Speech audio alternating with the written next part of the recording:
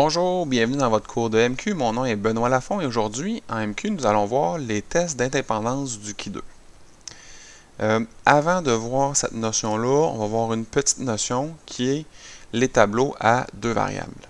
Donc, jusqu'à maintenant, lorsqu'on traitait des problèmes, on avait toujours seulement une seule variable. Mais maintenant, on va avoir deux variables. Et pour représenter ces deux variables-là dans un même graphique, on va utiliser le tableau à double entrée comme on en voit un ici. Donc, les deux variables, il y a la principale source de stress et le sexe. Ça ici, ça aurait dû être sur la page suivante. Voilà. Donc, plusieurs façons de représenter ces tableaux-là avec des pourcentages. Donc, la première façon, c'est d'y aller avec le total général. Donc, diviser chacun des nombres qui sont dans le tableau par le grand total.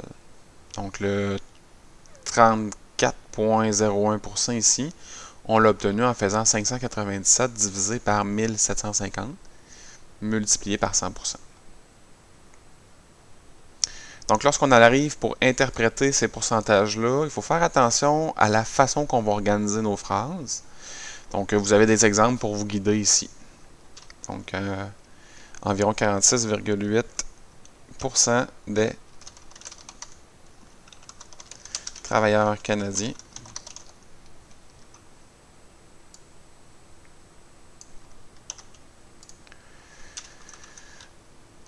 sont très stressés de l'échantillon sont des femmes.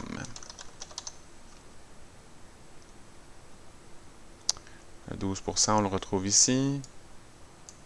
Donc, environ 12% des travailleurs canadiens de 20 à 64 ans très stressés de l'échantillon disent que le manque de temps est leur principale source de stress. Et finalement, 34,1% des travailleurs sont des hommes dont la principale source de stress est le travail.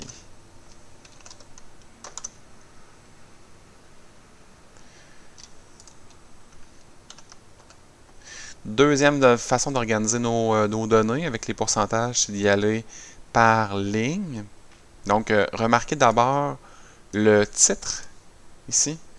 On a la répartition des travailleurs selon le sexe, ça ne change pas trop. Mais ici, on spécifie que c'est par principale source de stress.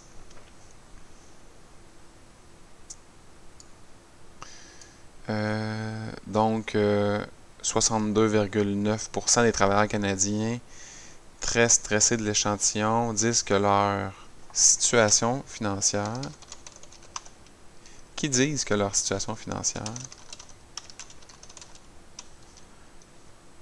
est leur principale source de stress, ce sont des hommes. Des gnomes, oui, c'est ça. Des hommes. Donc, 67,2% qui disent que leur famille, c'est leur principale source de stress, mais ce sont des femmes.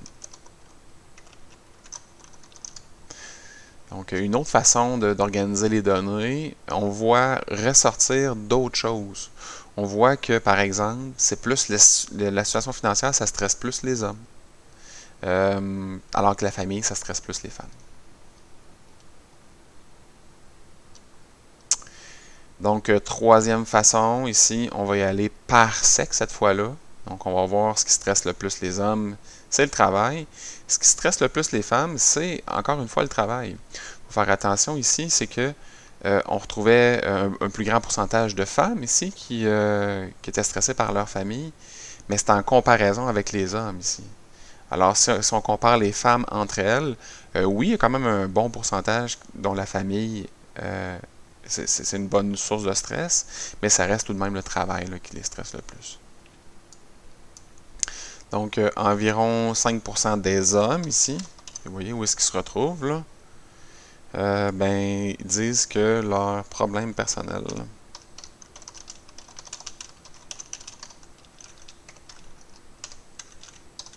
sont leurs principales sources de stress. Et de la même manière, près de 60% des femmes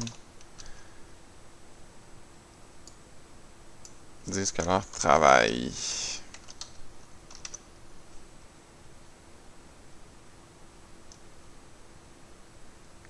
Donc, il existe aussi des graphiques associés à ce genre de tableau-là.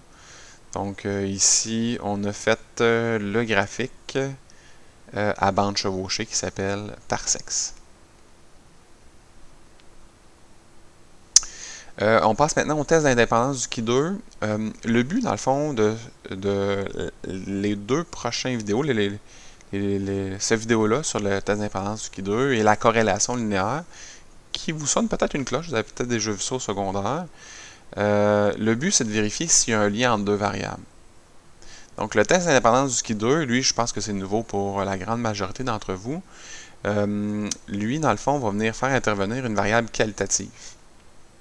Si on a deux variables quantitatives, à ce moment-là, ce sera la corrélation linéaire qui va entrer en jeu.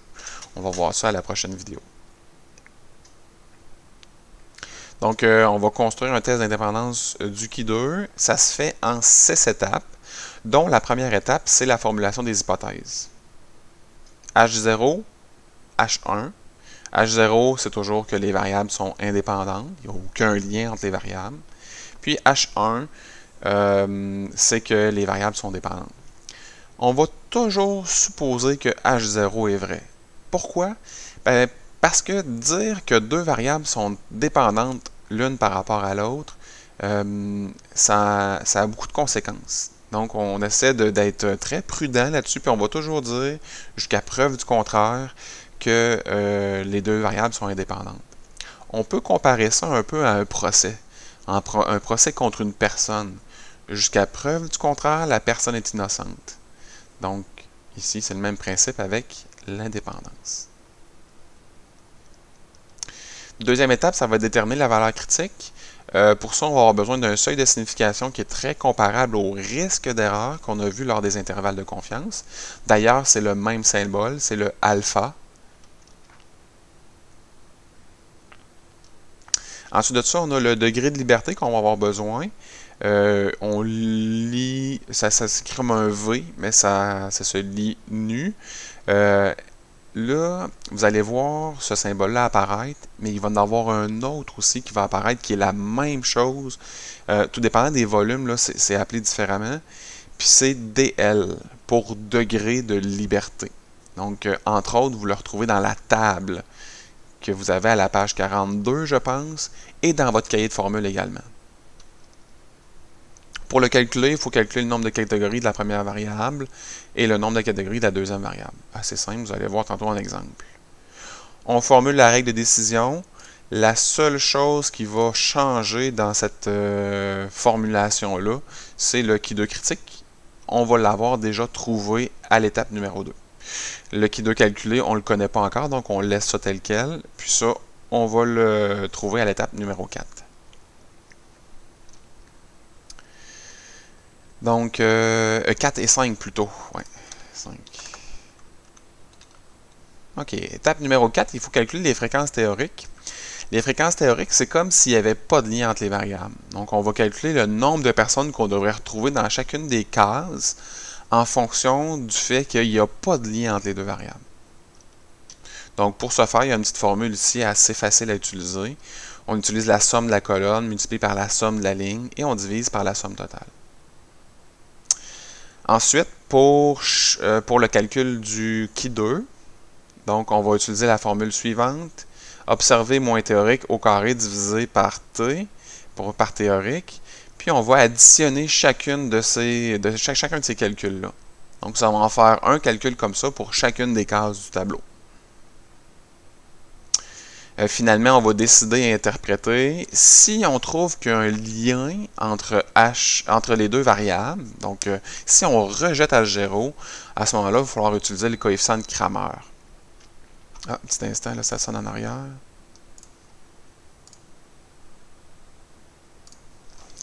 Donc, coefficient de Cramer, seulement s'il y a un lien entre les deux variables.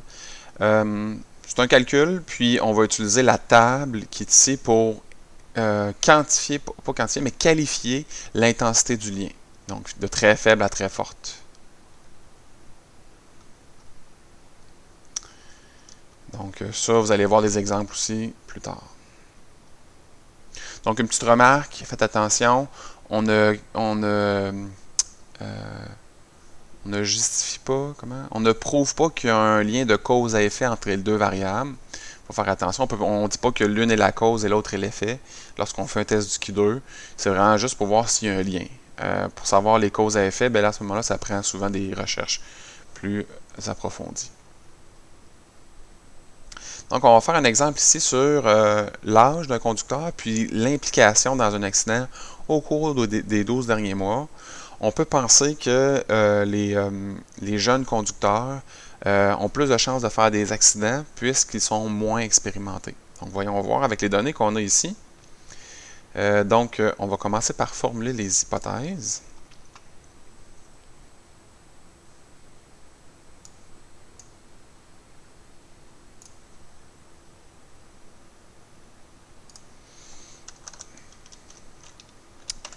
Je vais écrire plus petit. Pour être sûr d'avoir de la place. Donc, H0, il n'y a pas de lien entre l'âge d'un conducteur et le fait d'être impliqué dans un accident au cours des 12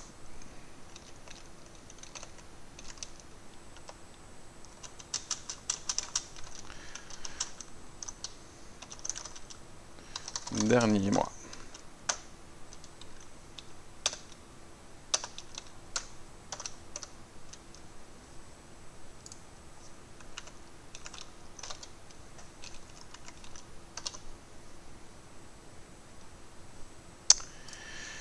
H1, c'est il y a un lien.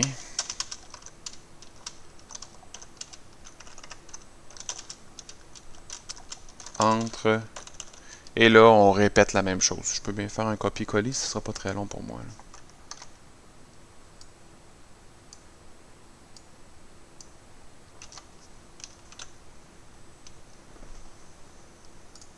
Donc voici nos deux hypothèses.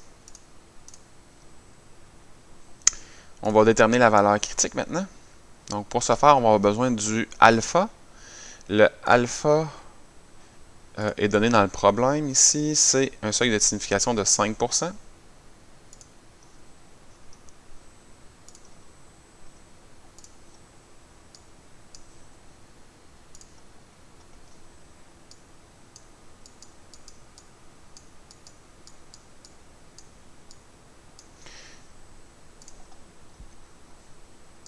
Et on va avoir besoin aussi du degré de liberté. Degré de liberté, pour ça, on a besoin du nombre de catégories. Donc, nombre de catégories ici, on a 4. Ici, on a 2. Donc, ce qu'on va faire, je recommence ici. Hein.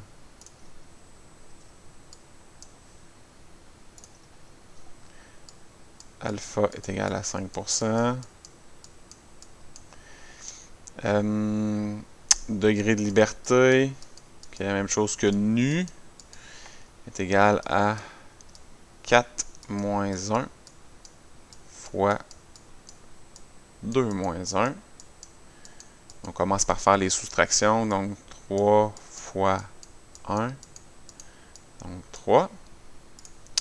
Et là, on va avoir besoin de notre table de loi normale. Table de loi normale, non. Pas la table de loi normale, si on la met de côté, c'est la table du Q2.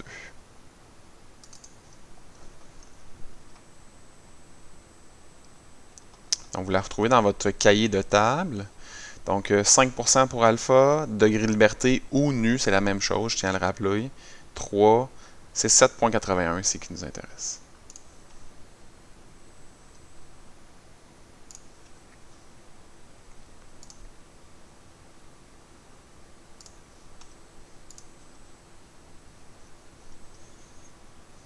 Donc, qui 2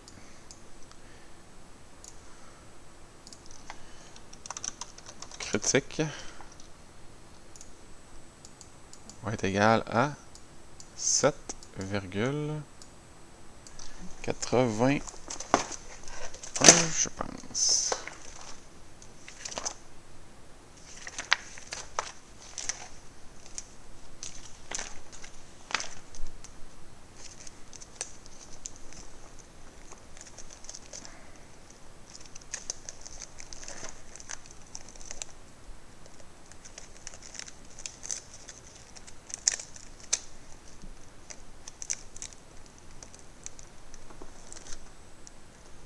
Bon, j'ai un problème avec mon cartable.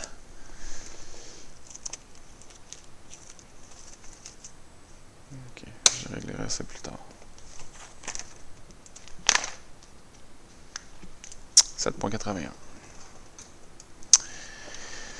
Donc, ensuite de ça, on va établir la règle de décision. Ça ressemble toujours à la règle de décision. On rejette H0 si notre qui 2, je vais laisser de l'espace, est plus grand que notre qui 2 critique qu'on vient de calculer, 7,81. Donc ici, c'est qui 2. Petit instant.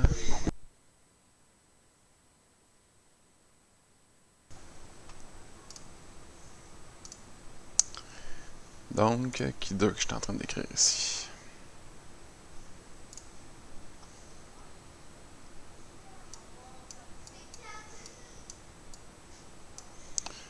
Qui 2.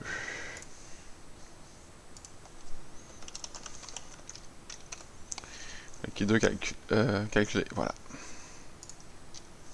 Donc, toujours à peu près la même chose, la règle de décision. Ensuite de ça, ici, la calcul des fréquences théoriques. Je vais en faire quelques-uns, mais je vous invite à aller voir les notes de cours pour voir l'ensemble des réponses, parce que ça va être un peu compliqué pour moi de tout écrire ici. Donc, je vais donner un exemple, par exemple, pour le premier, c'est comment faire pour le calculer. On doit prendre la somme de la colonne, on le multiplie par la somme de la ligne, puis on multiplie et on divise par le grand total qui est ici. La valeur qui est ici, ce serait 74 fois 200 divisé par 2000. Et ça donne 7,4.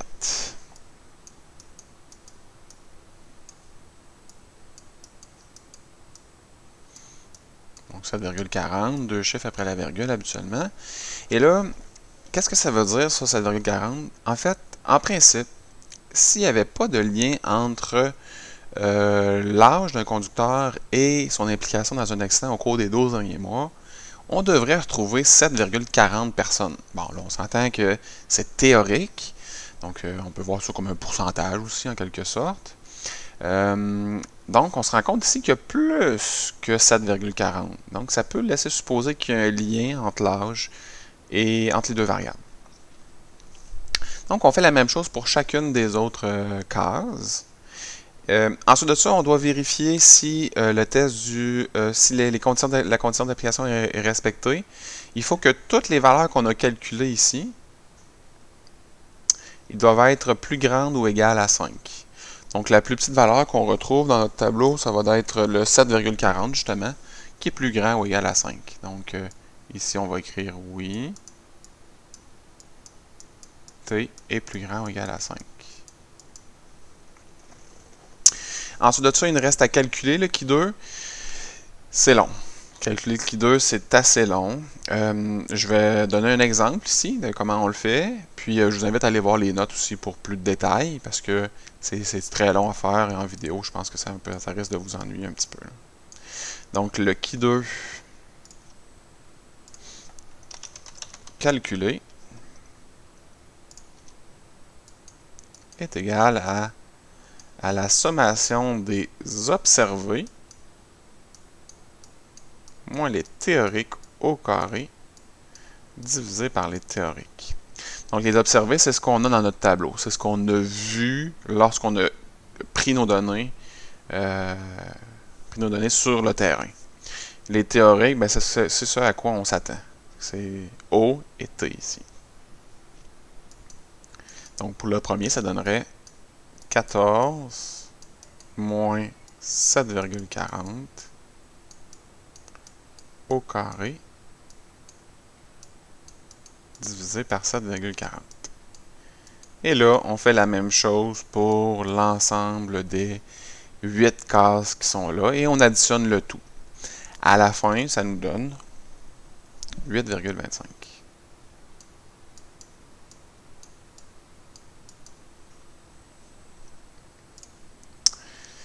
Donc, avec ça, on va pouvoir décider et interpréter finalement.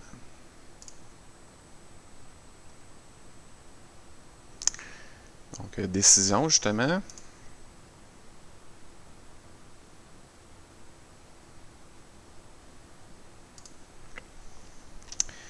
Donc, comme 8,25 est plus grand que 7,81, notre Q2 critique, on peut dire qu'il y a un lien entre l'âge d'un conducteur et le fait d'être impliqué dans un accident au cours des 12 derniers mois. Ouh.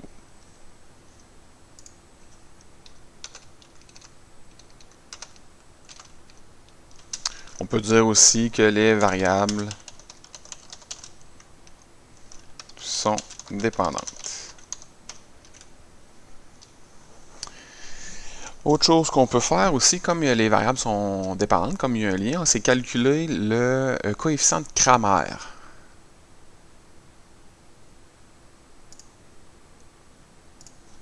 Coefficient de Cramer, donc c'est un grand V, c'est égal à une grande racine. Donc ça prend le Q2 ici, le Q2 calculé. Ouais, je vais l'écrire en...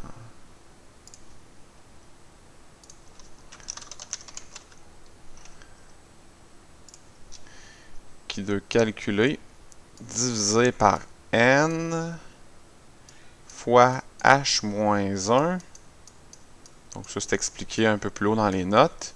Q2 calculé, donc c'est le 8,25 qu'on a. Le N, c'était 2000 dans notre cas. Donc la taille totale de l'échantillon. Fois H, c'est la catégorie, le nombre de catégories de celles qui en a le moins. Donc nous, on avait 2 pour le fait d'être impliqué ou pas dans un accident. Et ça nous donne 0,064.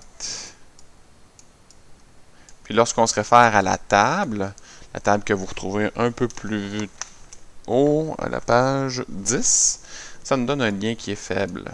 Donc on va pouvoir utiliser cette intensité-là pour conclure. Donc justement, on va conclure. Donc on peut dire qu'il y a un lien faible entre l'âge du conducteur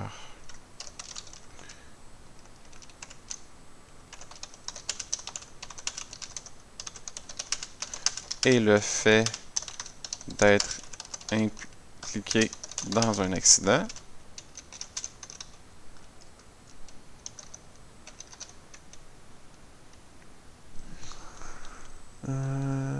Au cours des 12 derniers mois.